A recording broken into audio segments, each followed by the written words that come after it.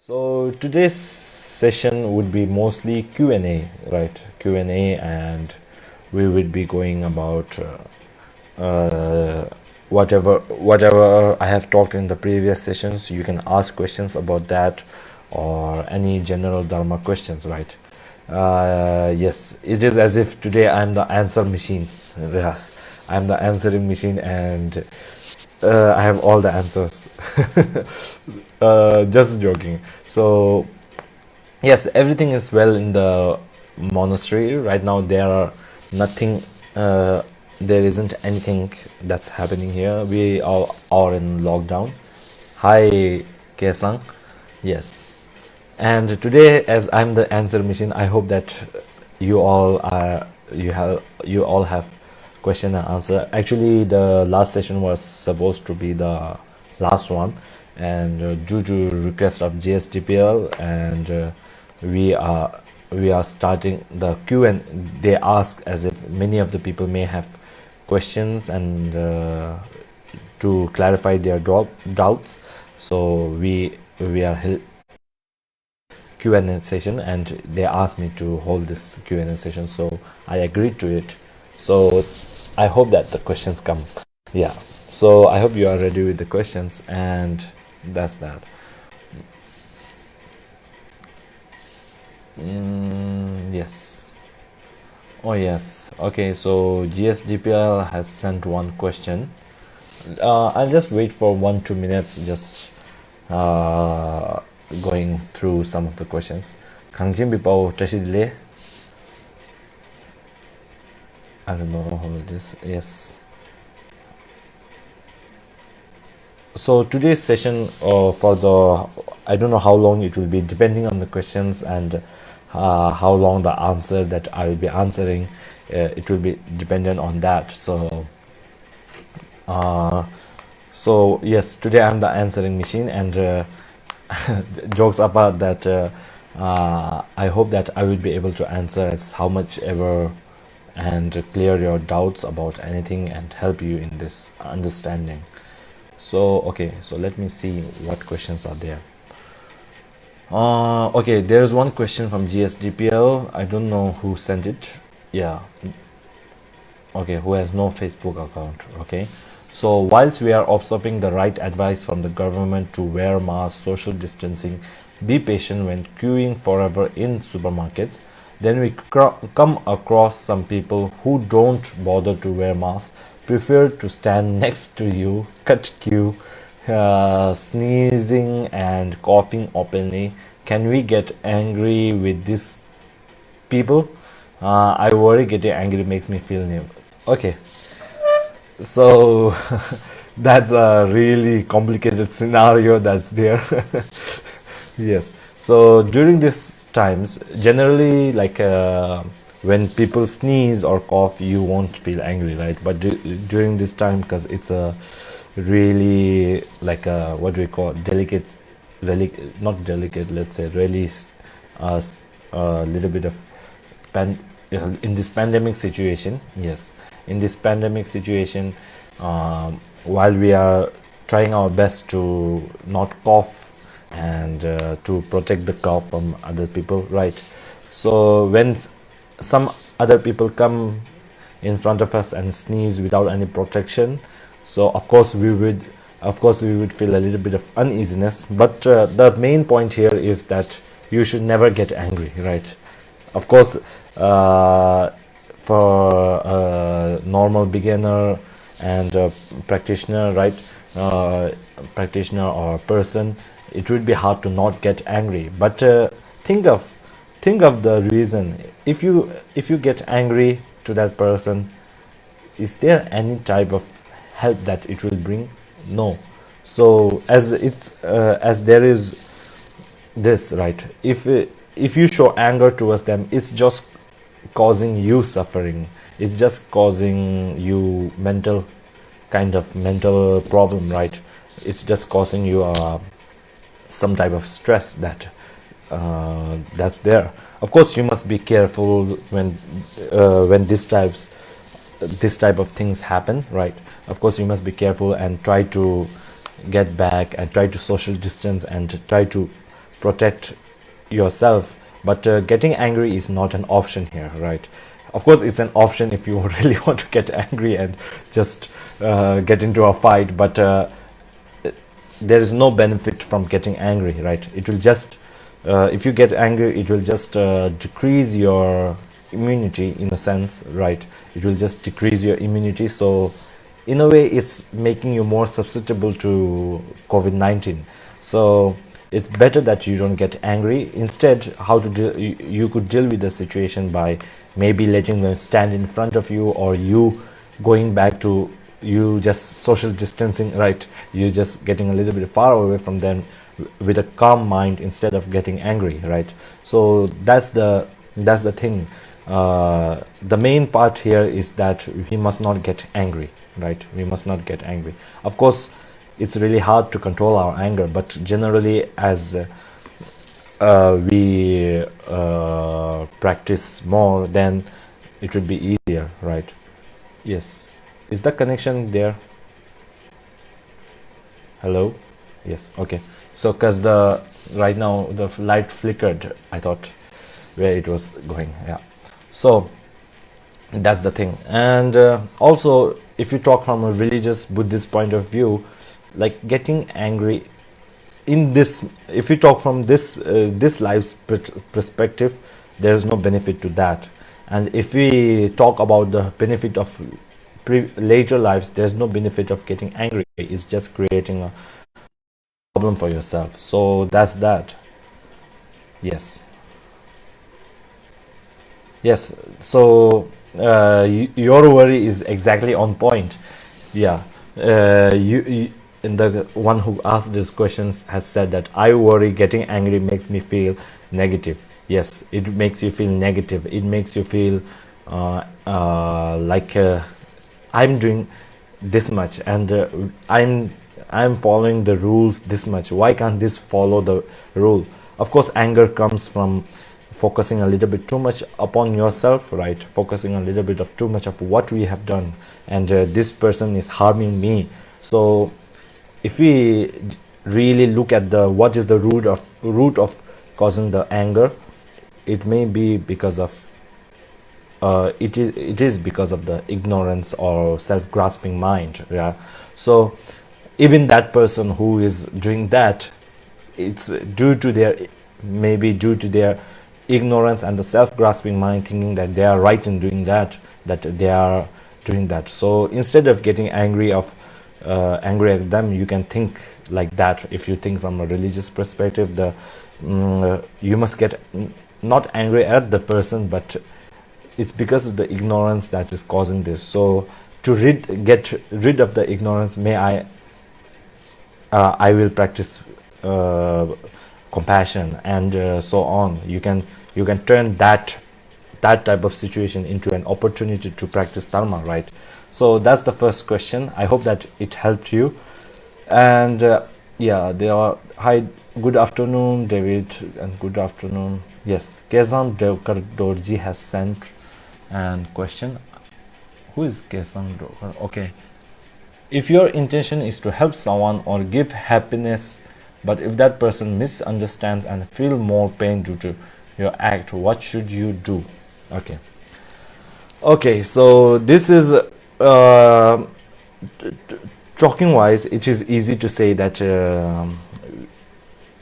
for certain situations there are these types of things, right? But due to in the real world situation, it is of course hard to do that, because there are a lot of different types of perspective that people have and do, right? So if your intention is to help someone or give happiness, misunderstand, if you are talking from an emotional point of view, right? Emotional or a physical point of view, right? There are two types. If your intention is to help someone and to give happiness, and you are giving them physical hurt, then that depends upon suppose for a doctor, right? If you are a doctor, for that other person to get relief from pain, sometimes you have to put needles in them and cause them a little bit of pain, right? It's a physical pain. But intention at the last point is to what do we call, eliminate the pain, right? Eliminate such pain as something that's ailing us physically. But if you are talking about emotional, right, instead of forcing your own view upon that person, yeah, if instead of forcing your own view and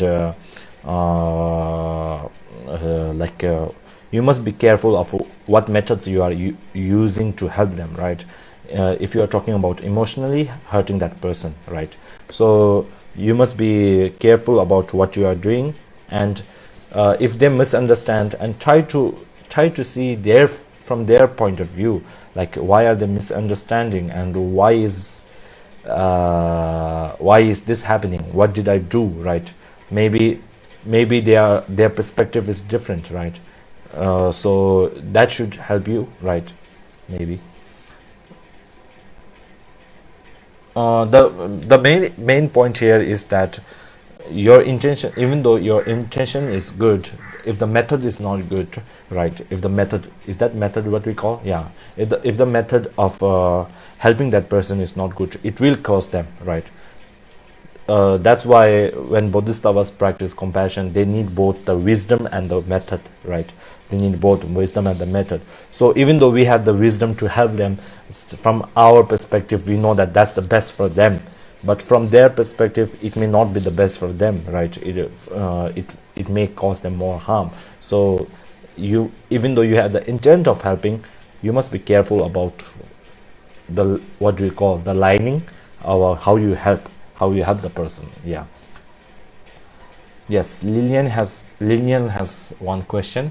Hi Rinpoche, regarding meditation on long travel journeys to work on the bus, can we do the 10 breaths meditation? Okay, 10 breaths. What was the 10 breaths meditation? Actually, in the previous session I had 6 ones, right? Yeah, 6. Download sopa number 2. I think 6. Yeah, it was 6.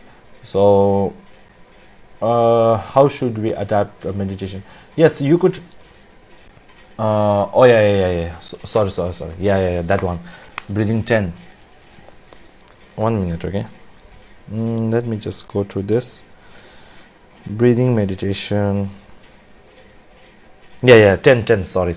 Yes, I made a mistake. I was reciting some other text. Yes. Meditation on long travel journeys to awaken. Can we do the? Yes, you can do the 10 breaths meditation, right? But be careful of your surroundings, Lillian. Yes, if you get too engrossed in the meditation and maybe you miss your stop, right? You miss where you have to go, and but be careful about the surroundings. Of course, that's important. Yes, we could adapt the meditation, right? There are some meditators who say that they can meditate. In the previous times, they used to go on horsebacks, right? Horsebacks, and there was one meditator. There said to be one meditator from when they put the leg to one side, right? From one side to when they are about to go on top of the horse, right on top of the horse, they can meditate all of the Lamrim text, right? All of the Lamrim text in such a short time. So of course we can adapt a meditation. 10 breaths meditation you can do during the journeys to the work or bus or taxi or driving, whatever you do, right? But be careful about if you are driving the car, then of course you must be careful not be too engrossed in counting the breath, otherwise something else may happen, right? So that's the thing. And you can just breathe in and out and just be mindful of that, right? Not if you want to go more specific, then it is you can do that one, but of course we can adapt, right? And of course we can adapt differently to whichever meditation we are doing, right? So it depends. Whenever you see somebody, you can think of them as being empty, right? I'm not saying empty as in empty shell of devoid of any emotion and like that, but inherent of natures, right? Think of the persons being inherent of natures and so on, right? So that's the things that we could do. Yes, you can adapt. The last point is, of course, you can adapt the meditation, right? But be careful when you adapt, because some meditations that if we adapt too much, then it becomes like instead of benefiting, the 10 breaths are like the basic meditation. So these are the things that you could adapt, right? There may be some meditations that you have to be careful about adapting, right? Yes. So Chi Ling Chong, in your last teaching on meditation, you said that the meditation is to find the true happiness.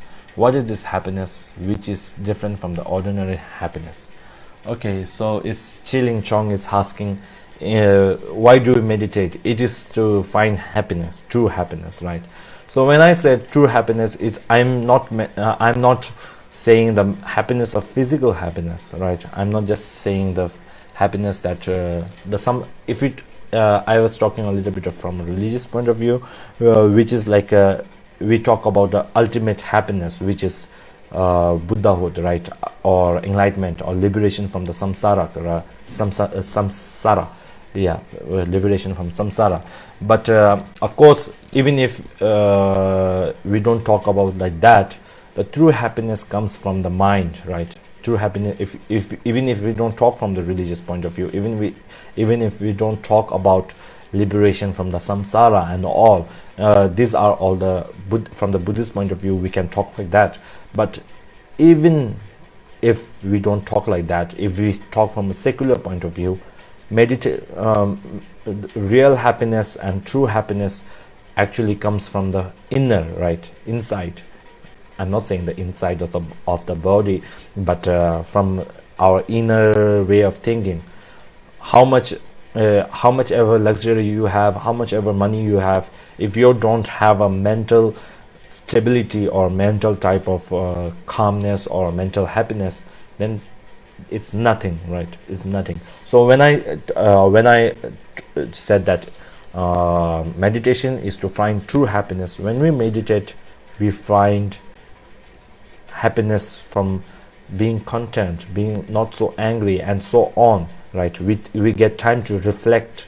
We get time to reflect on ourselves. So when you could when I differentiate the true happiness and ordinary happiness is just the one for what do we call physical happiness, yeah, like if you're feeling hot, just on the AC and so on, right? And true happiness is the mental happiness, where you are in whatever situation you may be, you are still content, right? You are still happy. So that was which I'm talking about, right? If you talk from a religious point of view, you can think about enlightenment and so on, and nirvana and so on. And if you just talk from a secular point of view, the happiness of mind, right? The happiness of mind, which can be achieved through meditation or reflection. Of course, meditation doesn't mean you have to sit in a posture and all that. There are different types of meditation, right? So that, I hope that answers your answer, Chi Ling Chong. Yes, we receive GSDPL has, okay. Could you guide us a bit more on Tonglen? How do we practice Tonglen in our daily lives? For example, we know Tonglen is to exchange self and others and to take upon the suffering and below. Is it just a mental practice or actual practice? What do you mean by actual practice? Yes. Would Rinpoche have any examples? Okay. So I can give that. Of course, as today I'm the answer box, I must try to answer all the questions, right? Actually, I'm not the person to ask about Tonglen, because I have not practiced that much in the tantric text. But from what I know, right, from what I know from the text that I have read, it's like previous there used to be one great teacher, and when he could practice Tonglen, he could actually take the suffering of the other being to himself, right? If that person was suffering from a headache, he could actually take that headache to himself, if you talk from a tantric point of view, from a tantric way, right? So Tonglen goes a little bit of into the tantric realm, right? Tantric way, and we can talk about Tonglen in a sutric way, but it's basically like the what we can, if for a basic practitioner, you could just practice like thinking. The self-grasping mind, right? Self-grasping mind is the cause of all, is the root of all suffering. And the self, instead of the self-grasping mind benefiting others, the compassion, right? Compassion is the root of compassion, and wanting the good for others is the root of all happiness. This type of thinking is also, I don't know whether it's the exact Tonglen or not, but it could be applied like that also, right? But if you go for the more tantric point of view, of course you have to visualize all the what do you call, what's that, visualize the field of gurus in front of you, and thinking that all your happiness goes to the beings, and all the suffering from the beings comes to you, right? If you are really practicing tantric, this is a real practice, and this is a real thing that you can do. But for a beginner, of course, as I am myself, I'm a beginner, then I must talk from beginner's point of view, right? So then we can just think the self-grasping mind, not thinking of it's like as if put yourself in the other's shoe, right? You can just think like that. That is a way of, that could be a way of practice, right? It's not just a mental practice. Of course, it is a visualization, and it is an actual practice that you could sit down and meditate, right? If you have a good understanding of the tantra and how it works, then of course you can sit down and meditate upon it, right? Yes. So Norman So has a long question. So when a person has passed on an end, okay, so today I feel as if I'm really giving the defense of what I have learned. I'm sitting in an examination right today, and I hope you give me good marks. I hope that. Yes. When a person has passed on and in the Bardo state, after a person has died and is in the Bardo state, will the consciousness be reborn in the future time and space, or the consciousness can cling on to the past? That's a funny question. Okay, what do you mean? I didn't get the exact. Okay, so he has two questions. Norman So has two questions. Okay, so first, so maybe the question is like this, right? If a person dies and is reborn, right, in the Bardo stage, will the consciousness be reborn in future time? Will it go to the future life, or can it come back to the past life, right? Of course, it's going to the future. And there's no... but when you say past, are you saying relatively or what? That's the question that we should ask, right? Suppose yesterday for me is past right now, right? For the... what do we call the day before yesterday? Yeah, for the day before yesterday me, right?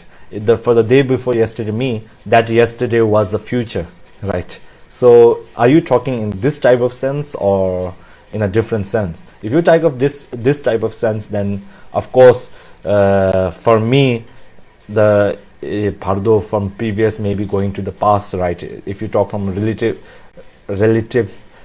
point of view, the past and present. But generally what Bardo does is, from if you are from this, it goes on to the next life, right? Next life or next stage of whatever the stage is, right?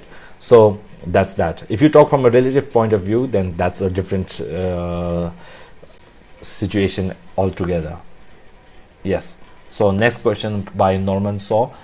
In times of adversity, dealing with malevolent spirits, what could we do besides praying and having sense of good with them? Okay. Practice compassion and emptiness. That's all, right? So dealing with malevolence means compassion is really a strong.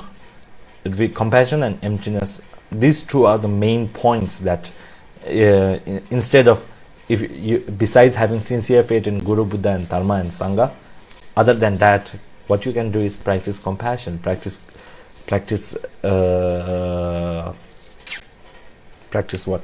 emptiness. Sorry, I got lost, my mind went empty because I was thinking of emptiness. So instead of having sincere faith, of course, is important, but if you are having problem with that, just practice compassion and emptiness, right? Then the malevolent spirits can't harm you. Of course, there are a lot of benefits of practicing meditating on emptiness, right? So when you meditate on emptiness, it's said that all these spirits and all won't harm you and so on, right? So compassion is also like that. Should I say a story? It's a story about one Yametaka. Okay, just leave it. Right, just leave it. Yeah, so there was actually one guy. I'll just give you a short brief version, not the specific version. There was one guy who met with a spirit. I don't know whether this makes sense or not. And when that was trying to harm him, that person was a little bit understandable about compassion, right? And he said, this is also a living being and I'm also a living being, we don't have any difference, and he is wanting happiness and I'm having wanting. So he made that being attain happiness, and he meditated the Yametaka, right? He meditated on the Yametaka scriptures and so on. So when they did that, the spirit, because the practitioner was maybe not visualizing correctly, the spirit said, you are not visualizing correctly, and show him the visualization, right? So, and he felt, how come such a perfect who can visualize like this become a spirit? So there are these types of story, but all the stories apart. What you can do in this times is practice compassion and emptiness, right? So that's what you can do. Yes, Norman. So Tashi Delay Journalu, and yes. Oh, I'm so happy that it was help you, Kyalsang Drokar Doji. I hope that answer was helpful to you. So okay, thank you. So would you advise to study Lamrim text first or Shantideva's text first? Okay, so if you have a basic understanding about Buddhism, and if you have a strong foundation, right, then of course you can just go straight to the Shantideva's text. But I would recommend going together, because Shantideva's text, the way of Bodhisattva, talks from a person of large scope, greater scope, right? Person of great scope, person of. In the Lamrim, of course, if you want to become a great scope, you must know what you must think before that, right? What are the steps before that? So, of course, I would say first go through the Lamrim text from the beginning till the great scope, right? And after, when you reach the great scope, then of course you can merge the Shantideva text and the Lamrim text together, because basically they are mostly the same. Lamrim text may be more specific and clear, right? More specific and clear. The Shantideva's text is short, precise, and good to take out some quotes and keep in your mind, right? So that's for Kesang Droka Doji. So Tan Tian. Okay, I hope I'm pronouncing it. Don't get mad if I'm pronouncing it wrong. Yes. Hi Rinpoche, what is the preventive measures we need to do to prevent the samsara? Okay. Okay. So preventive measures. Okay, so that's fun. That's a nice question. So the preventive measures to prevent samsara is not social distancing. is not social distancing and is not washing your hands. Okay, so the preventive measures that we need to do to prevent samsara is practice compassion, emptiness, and get liberated from samsara. That's the only preventive measures to prevent samsara, right? That is a tongue twister. What are the preventive measures we need to do prevent samsara? Yes, Lillian. Yeah, so I hope that I was able to answer the question. I see a comment of yours again, the 10 deep breath, right? Yes, 10 deep breath. I was thinking of another six type of thinking, so I was mistaking it. So when you take the 10 deep breaths, of course you can practice if you are going on a commute to the work, right? You can practice this, and some of the practices like practicing emptiness, compassion, and meditating on compassion, and all of this type of things you can do in your way to work, right? So I hope that helps with you. Evelyn Tan. Hi Rinpoche, sometimes I feel that my morning meditation works better than the rest of the day. Then how can I pace the practice for 6 sessions Guru Yoga in a day? Can I complete all in the morning or only? Okay, so if it's really working for you in the morning, right, of course you can do a longer session in the morning, right? Longer session in the morning, and maybe a shorter sessions in the other times, right? Shorter sessions in the other times, and yes, you can do like that. So depending, if you feel, of course, for me, we all have a preference of time, right? For me, like when I study and whenever I think about things, nighttime after 11 o'clock, right? After 11 o'clock is really the best timing for me to think about things and just study, right? So during that time I try to extend as much as I can study, right? So if your meditation about Guru Yoga is going well in the morning, of course you can do a longer session about that, and in the other sessions you can just shorten it a little bit more, right? So if it's not going so well, of course if it's going well, then you can lengthen it and make it longer. But if it's not going well, then instead of pushing yourself really hard to just do it, it's not about just pushing hard, right? It's about being mindful of what's happening and having vigilant introspection, right? If you are feeling like you are having too much of laxity and excitement, then of course it's better to just get out from the session and try to read some books, or try to read some meditative, or try to listen to some teachings, so that you feel much more motivated, right? If your motivation is going down. Yes, so that's the thing for Evelyn. Okay, Chi-Ling Chong. What is your opinion on Guru devotion in the 21st century and the importance of Guru devotion on Dharma practice? Yes. In the 21st century, I think Guru devotion is equally important as it was before, right? Of course, the previous traditional ways of Guru devotion may differ due to time change, right? Due to modern times being changed. But Guru devotion is equally important, right, in the 21st century as it was previously. There is no change in that. But due to time changes, of course, we cannot.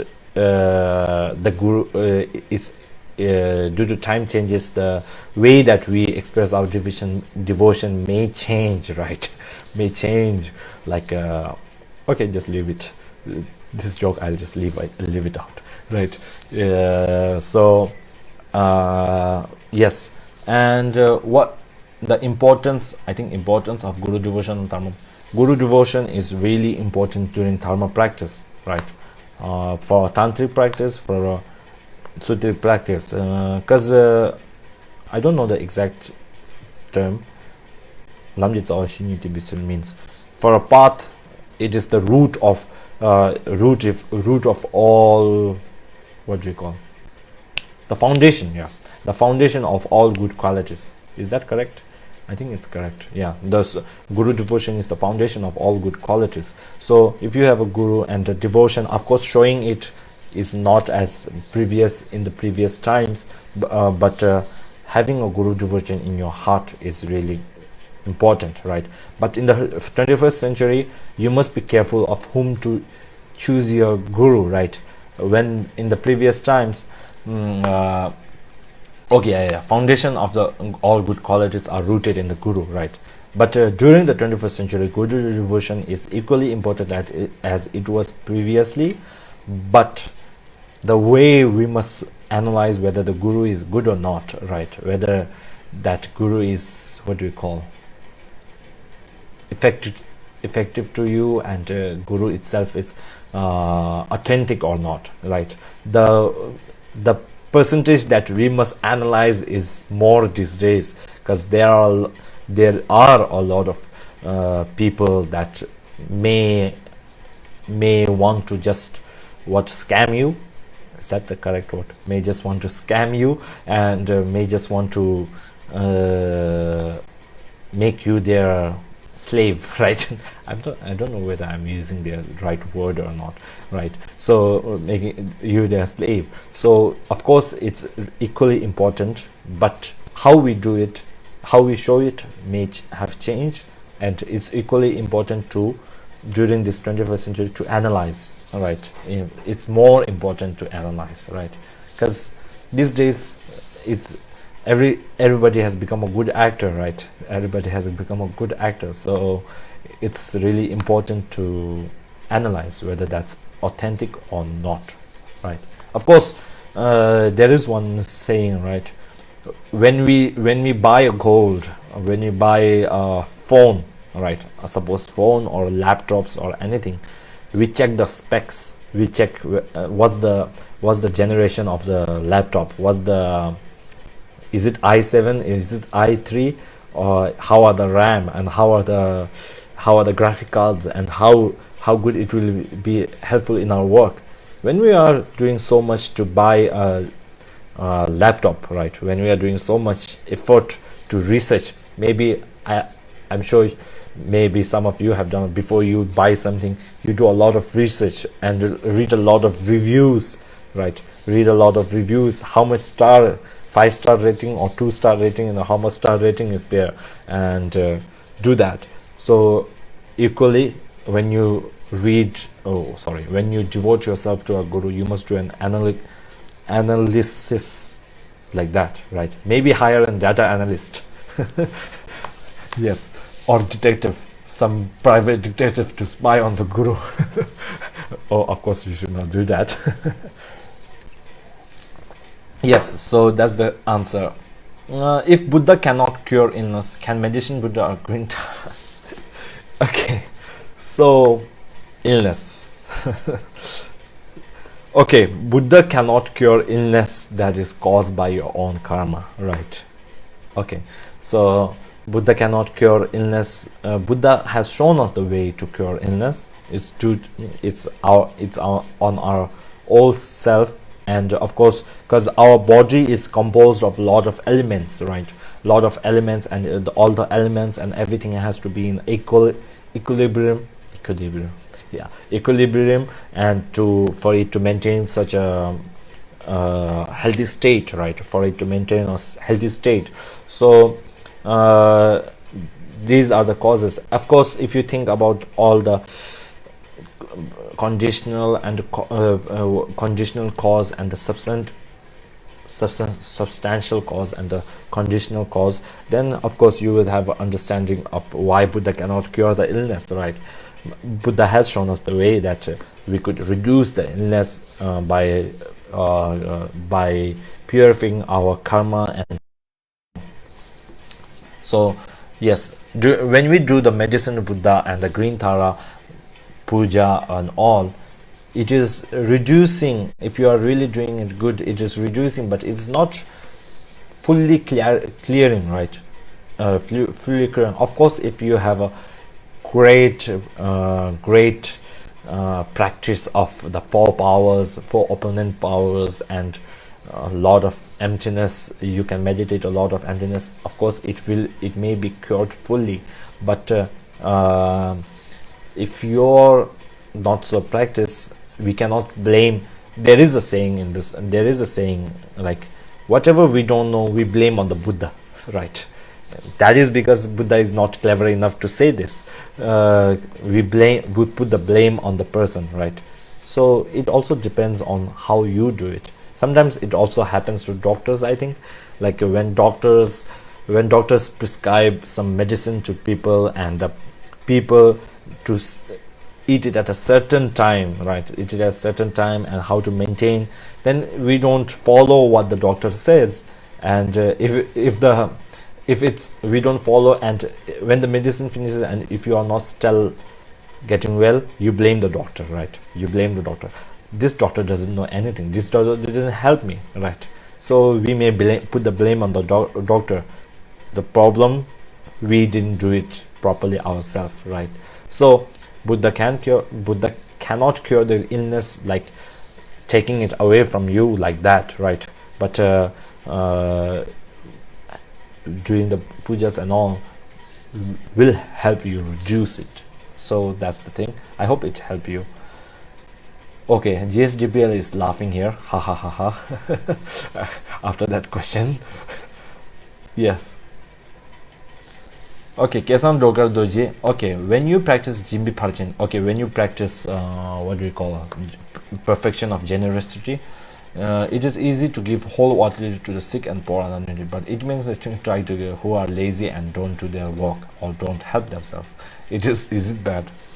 That is kind of our natural what do we call thinking, right? But of course, if it's just because they are lazy, then think of if you don't give them, right? If you don't, that's a funny question, right? That's a funny question, and I hope that I can help you answer it. If it's really good if you can give wholeheartedly to the sick, poor and the needy, right? It's really good. But if you can't give to the lazy, then of course see whether it's benefiting them or what do we call benefiting them, or what do we call benefiting them, or causing a diverse effect, right? With different effect. Is that the right word? Yeah, harming them. If you are not giving them, is it benefiting them or harming them, right? If it's harming them, then of course the practice is not getting good, right? So first you must analyze all these things. Then if it's benefiting them, and generally if they are getting less lazy, thinking that, oh, this person is helping me and I should do something, right? So if they are thinking like that, and then of course you can give, right? So in a way, is it bad? I can't say it's bad and it's good, but it depends on the situation, right? If it's just being lazy and doing nothing, of course if you can give wholeheartedly to them also, it's good, right? So you know the answer to the opposite. So that's the thing. Hi Rinpoche, if you have time, I would like to more teacher. Okay, let's see what happens, Cindy. Yes. What is altruistic? What's that? What is altruistic motivation based on Mahayana? What does that mean? Altruistic. What's the altruistic motivation?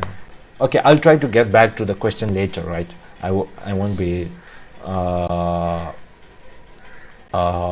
altruistic is helping others. Yes, helping others. And altruistic, I can't understand the question. Altruistic motivation on Mahayana, based on Mahayana. Okay, so I'll get back to the question in a bit, right? Okay, I won't forget you. If I forget, please don't be mad. Yes. Norman Sa, is the basic foundation of tantric practice start from the 4 foundation? Uncommon. Norman Sa is 4 foundations, uncommon practice. What's the 4 foundations? I'm sorry, getting confused with some of the terminology. I don't understand. I don't understand the question, right? Having a comment Q&A in the comment section is like, okay, each person has their own way of phrasing the question, right? So I have to make sense of all of that and come to that. Yes. Tenzin Siring. Okay, that's like one of my friend's name. Yes. Rinpoche Tashi Dile. Some say we can achieve enlightenment in this very one life and one body. Since to achieve Buddhahood, we must be in a human realm. So when someone is born, of course, he should have acclimated a lot of. She has been preparing for his previous life. Thus, what is so-called one can. Okay. Yes. Tenzin Siring. I feel you can achieve, right? You can achieve enlightenment in one body, in this body, right? In this, suppose you have attained a human, it's not saying like a one body like that, but when we say you can attain enlightenment in one body and one, when you have attained this human life, and if you practice the tantric practice, which is really complex and has a lot to do with emptiness and so on, if you can practice on that, of course you can attain enlightenment in this life only, right? From the sutric point of view, from the sutras, you have to accumulate a lot of merit, right? So what happens, what's the difference is the accumulation of merit in the sutras and the accumulation of tantras. The accumulation of tantras becomes greater, right? Like if you are a tantric practitioner, if you practice tantra, then the power of accumulating, right? Even though the two persons are working the same job, right? Working towards the same job, one person may be more efficient, more, what do we call, they can do more, right? If you practice tantra, it's like whatever merit that you have to accumulate to attain enlightenment, that can be done in one life if you really practice tantra, right?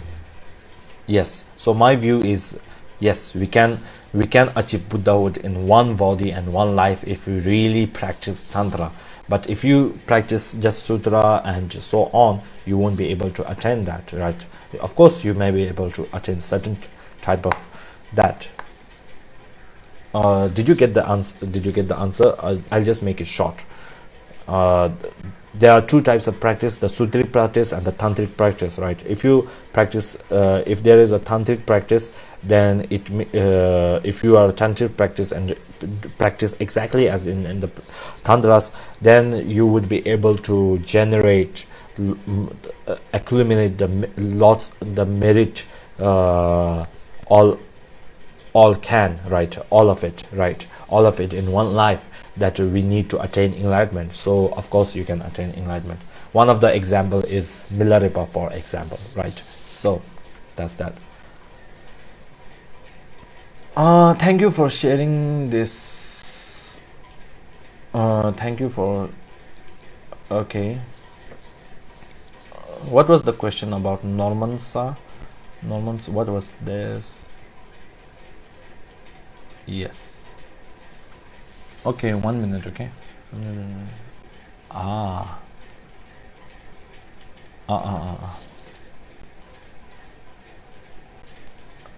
Okay. So I think Norman says this is that, right? What is the altruism based on Mahayana, right? Which is unique to Mahayana. I think Mahayana. Okay. So what is altruistic motivation? Altruistic motivation is if you are talking about the great scope, right? If you are talking from the great scope, altruistic motivation is not just having the.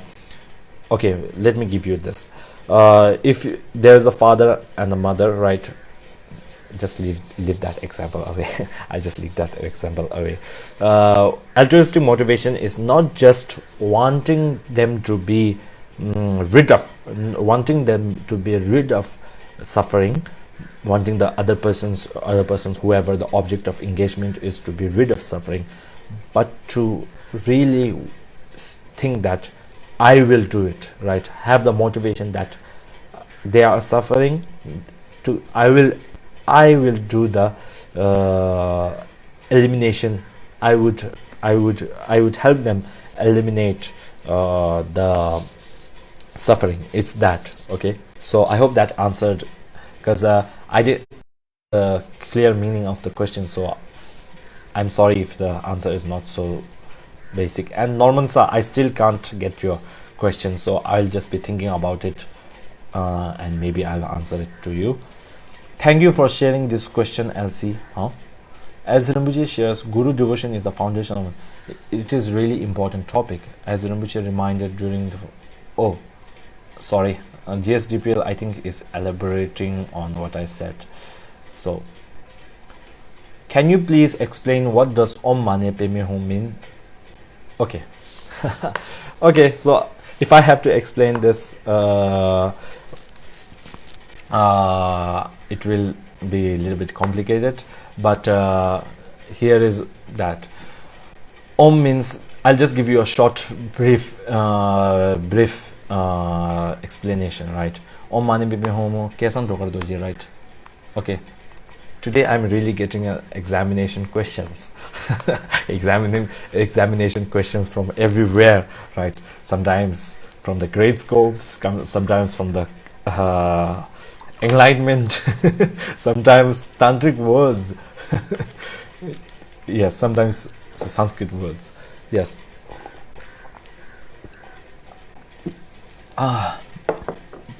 Yes. So yes. So basically, what it is is let me think. Yes. Let me think. Om just means pure body, speech, and mind. Basically, it is a recitation of the what do we call Chinesic? Avalokiteshvara, right? Yeah, Avalokiteshvara. It's basically a recitation of Avalokiteshvara, and Om means pure body, speech, and mind. Mani means jewel, and which symbolizes the three jewels. You can just think of it as symbolizing the three jewels, right? And Peme and Hum is like Pema is type of what do we call lotus, right? A lotus it can symbolize wisdom, and just as a lotus grows from the mud, right? As a lotus grows from the mud, wisdom can wisdom can grow from this samsaric world, right? Okay, so there are some of the questions. I hope that answers your question. Tanvi Tan. In Buddhism or any other religion, one cannot kill, but if we kill insects like ants or mosquitoes, are this killing bad for our karma? Okay, I have become an insect master, by the way. But if we don't kill this pest, they will spread disease like dengue, fever, food poisoning. What should we do? Or is there a mantra to utilize our bad karma for killing? Yes. Okay, of course we must not harm any of the insects, right? But if we don't kill, are they this is like a funny question, right? If we don't kill this pest, they would spread disease like dengue, fever, food poisoning. It's not necessary to kill, I think, right? So of course you must not kill any of the living beings. And if you kill out of mistake or out of maybe your thinking, yeah, so the four opponent powers, right? Of course you must not kill. It's simple as that, right? Even if it's an insect. Jamgun is asked, where am I talking from? I'm talking from Mankod. Yes. So in the Tantric Puzzle, what's the meaning? Okay, a lot of questions are really coming, right? I hope that we have enough time. Single-mindedness. Okay, maybe it means I sometimes I'm getting lost on the terminology, so maybe it means one-pointed mind, right? Sky.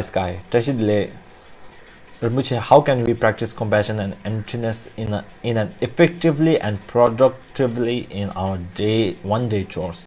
Any words of encouragement? Yes, Sky. Sky, I'm going for Sky. 1 minute. Yes, I got it.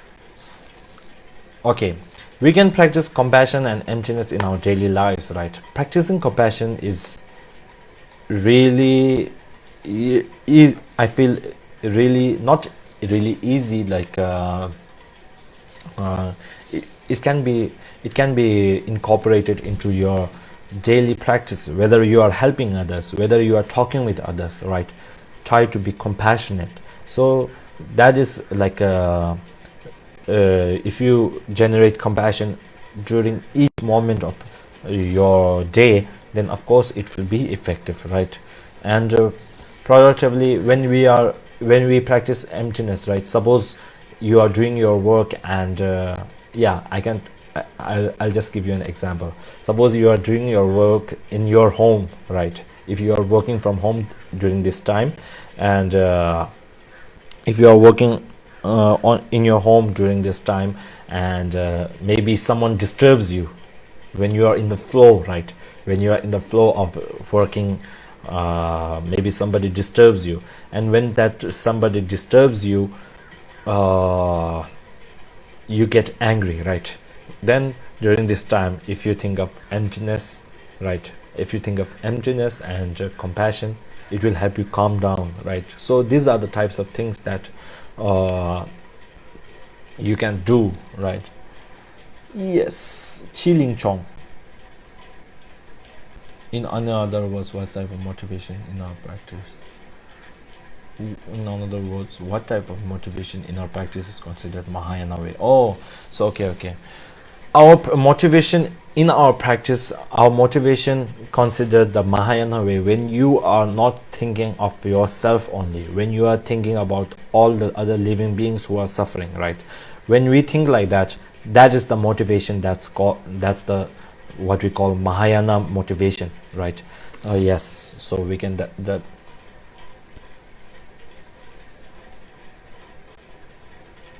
okay. Okay, 1 minute. Okay, sorry for not being clear on the question. 4 foundation practice consist of one. Okay, so what was the question again? Is the basic foundation target of 4 foundation? Oh, yeah. Yes, I think your question was, yes, I think we must do that before any type of tantric practice, right? So that was the thing. Oh, Matthew Tian, I'm actually not the one you should be asking tantric questions, right? Maybe after 2-3 years, maybe. Yes. We always have this debate among our Dharma brothers. A person who never studied Dharma but is 100% more compassionate and kind-hearted than those saving the name. Will these people still become? Okay,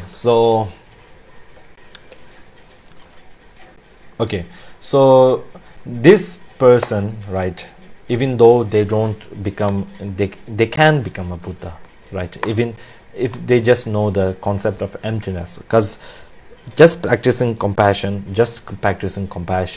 will not get you to Buddhahood, right?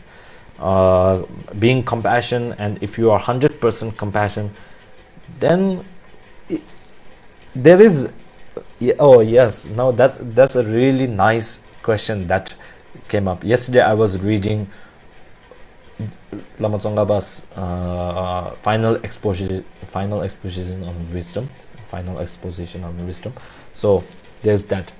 When you have 100% of compassion, right? The compassion that is really the what we call the 6 cause and effect. That type of compassion, then of course you will feel like, I want to get rid of this. What is the way, right? What is the cause? What is the root cause? If you are really compassionate, then you will start to analyze what is the cause of this suffering. Even if I help a little, right? It is a momentary help, right? It's a momentary help, then again they suffer. So when we search for the root of suffering, then if you are really 100% compassionate, then you will start to search the end of the suffering, root, end of the suffering. Then we search for the root. Then when we search for the root, we find out that emptiness is the medicine for the root of the suffering, right? So to get the root uprooted to get the root uprooted, we need to practice emptiness, right? We need to empty the root. So empty the root, which is the self-grasping mind, or thinking everything as being inherent. So if you are really 100% compassionate, I think generally, slowly, depends on the time, slowly we would get to the Buddhahood, but depends on the time, right?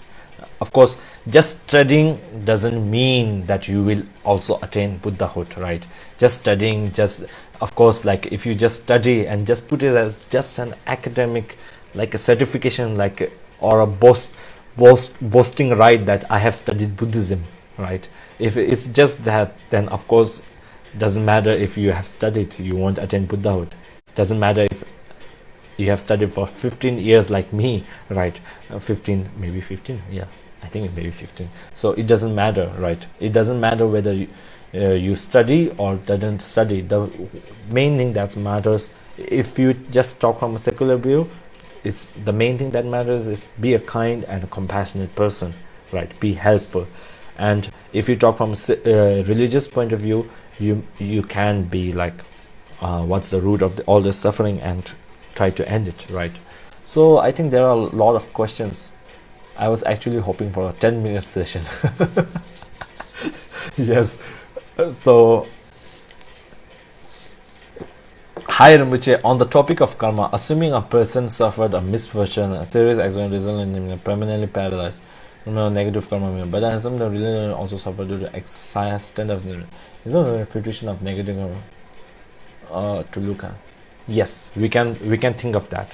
So David Woon, right? I'm answering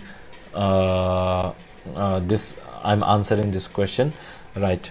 So yes, to become permanently paralyzed is a negative karma of the victim, as we had talked during the karma session, that there is a collective karma and individual karma, right? So when we talk about collective karma, of course, the persons that are suffering there may be a collective karma, but of course we cannot say for sure that it is collective karma. There is a collective karma, but what type of collective karma it may not just be a collective karma, but it may just be your way of thinking, that when you are helping that person, if you are compassionate enough, it will not cause you stress or problem or that, right? Stress, problem, or that. If you are thinking, oh, I must do this to this, then that may cause you stress, anxiety, and so on, right? So in a way it may be just because of your mental thinking, or in a way it may be your collective karma. We cannot say for sure. Yes, I think this seems to be the last question. Yes, so I think, yes, I have been talking for, I think, I didn't know how fast the time had passed. I think I have been talking for around 1 hour. Yes. So I thank you so much that these all questions, right? Thank you so much for examining me. I hope I passed with flying colors. Yes. Just joking. I'm just joking. So I hope that I was able to benefit you all with all of this teaching and question and answer. Of course, some of the answers may not be clear, but I hope that it will help you in your research, right?